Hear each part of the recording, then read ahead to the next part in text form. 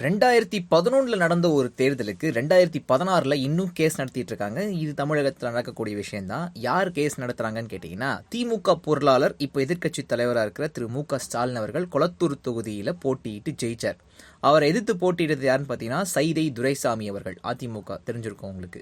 இந்த நேரத்தில் சைதை துரைசாமி என்ன பண்ணார், ஒரு வழக்கு போட்டார். ஸ்டாலின் வெற்றி செல்லாதுன்னு நீங்க அறிவிக்கணும், ஏன்னா பல தில்முள்ளுகள் உள்ள நடந்திருக்குது அப்படின்னு சொன்னாங்க. அதுல சமீபத்தில் ஸ்டாலின் குறுக்கு விசாரணைக்காக ஆஜராகியிருந்தாருங்க. ஸோ குறுக்கு விசாரணையில் அவர்கிட்ட என்னென்ன கேள்விகள் கேட்கப்பட்டுச்சு அப்படின்னா, வெற்றி பெற்றது எப்படி, 203 ஓட்டு இயந்திரம் பயன்படுத்தப்பட்டுச்சா, 18வது சுற்றுல 1700 ஓட்டுகள் வித்தியாசத்துல முன்னிலையில நீங்க இருந்தீங்களா, அதெல்லாம் அப்படின்னு கேட்கும்போது ஆமா அப்படின்னு ஸ்டாலின் அவர்கள் பதில் சொல்லியிருக்காங்க.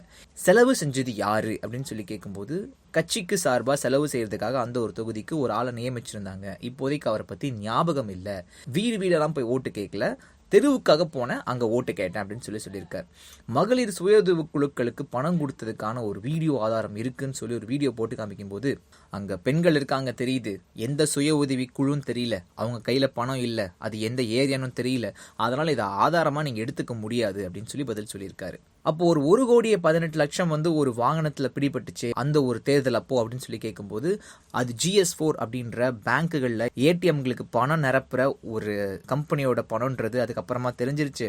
அவங்க சரியான டாக்குமெண்ட்ஸ் கொடுத்து அந்த பணத்தை திருப்பி வாங்கிட்டாங்கன்னு என்னோட வக்கீல் மூலமா நான் தெரிஞ்சுக்கிட்டேன் அப்படின்னு சொல்லியிருக்காரு. இப்போ இந்த தேர்தலில் செலவு கணக்கு அதெல்லாம் நீங்க தாக்கல் பண்ணீங்களான்னா, தேர்தல் ஆணையத்தோட வரம்புக்கு உட்பட்டு தான் செலவுகள் செஞ்சேன், அதுக்கான கணக்கு வழக்குகளை தேர்தல் ஆணையத்துக்கிட்ட தாக்குதல் பண்ணியிருக்கேன், அவங்களும் அதை ஏத்துக்கிட்டாங்க அப்படின்னு சொல்லியிருக்காரு. யார் யாரெல்லாம் பிரச்சாரம் பண்ணாங்க அப்படின்னா, அது குறித்த ஒரு செய்தி முரசொலியில வந்திருக்கு, எனக்கு அதை பத்தி தெரியல. பிரச்சாரத்தில் என்னோட மனைவியும் கலந்துக்கிட்டாங்க அப்படின்னு சொல்லியிருக்காரு.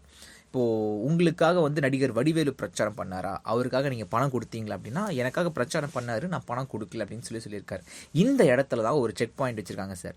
ஏன்னா இது நாள் வரைக்கும் வடிவேலுக்கு பணம் கொடுத்தது VS பாபு அப்படின்ற ஒருத்தர் தான் பணம் கொடுத்தாருன்னு பேசிட்டு இருந்திருக்காங்க.